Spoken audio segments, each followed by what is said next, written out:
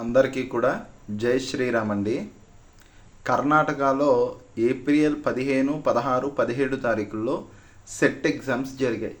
ఈ ఎగ్జామ్స్ జరిగినప్పుడు జరిగినటువంటి ఘోరమైనటువంటి పని ఏమిటి అంటే, బ్రాహ్మణులు ఎవరైతే ఉంటారో, బ్రాహ్మణులే కానండి, యజ్ఞోపవీత ధారణ చేసుకునేటటువంటి వారు ఎవరైతే ఉంటారో వారు ఆ ఎగ్జామ్ రాయడానికి వెళ్ళినప్పుడు వారు వద్దు, మేము ఈ యజ్ఞోపవీతాన్ని ఉంచుకుంటాము, ఇది మా యొక్క ధర్మము అని చెప్పినప్పటికీ కూడా వినిపించుకోకుండా ఆ యజ్ఞోపవీతాన్ని తెగగొట్టి ఆ తెంపినటువంటి యజ్ఞోపవీతాన్ని కూడా విద్యార్థుల చేతిలోనే పెట్టి లోపలికి పంపించి సనాతన ధర్మానికి చాలా ముఖ్యమైనటువంటి ఏదైతే యజ్ఞోపవీతం అనేది ఉంటుందో దానిని చాలా హీనంగా ట్రీట్ చేయడం అనేది జరిగింది అక్కడ.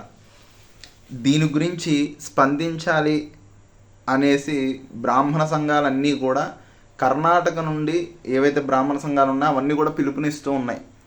ఆంధ్ర, తెలంగాణలో కూడా ఇటువంటి పరిస్థితి దాపురించకూడదు అంటే మనం కూడా స్పందించి మనం కూడా ఇటువంటి ఏదైతే అసాంఘికమైనటువంటి చర్యలు ఉన్నాయో వీటికి స్పందించాల్సిన అవసరం ఎంతైనా ఉంది.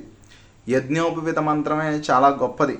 ప్రజాపతిర్ యత్సహజం పురస్తాత్ ఆయుష్యం అగ్రియం ప్రథముంచ శుభ్రం యజ్ఞోపవీతం బలమస్తు తేజ అని ఉంటుంది మంత్రమే. అంటే పూర్తి మంత్రం అయితే యజ్ఞోపవీతం పరమం పవిత్రం ప్రజాపతిర్ యత్సహజం పురస్తాత్ ఆయుష్యం అగ్రియం ప్రథముంచ శుభ్రం యజ్ఞోపవీతం బలమస్తు తేజ. అంటే ఈ యొక్క యజ్ఞోపవీతం అనేది తరతరాలుగా మనకు వస్తూ ఉంది.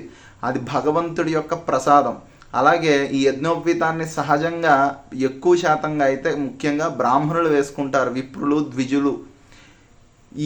ఇటువంటి గొప్ప యజ్ఞోపవీతాన్ని సనాతన ధర్మానికి ఏదైతే ఊపిరి వంటి వేదాలు ఇవన్నీ కూడా చెప్పేటటువంటి ఆ యజ్ఞోపవీతాన్ని చాలా అంటే చాలా ఘోరంగా అవమానం చేయడం జరిగింది ఆ కర్ణాటక రాష్ట్రంలో. కాబట్టి మన వైపు నుంచి మనం కూడా ఇటువంటి ఘోరాలు మన రాష్ట్రంలో జరగకూడదు అనేటువంటి ఉద్దేశంతో కర్ణాటక రాష్ట్రంలో జరిగినటువంటి ఈ ఘోరాన్ని మనం ఖండించి తీరాలి. జై శ్రీరామ్, జై హింద్,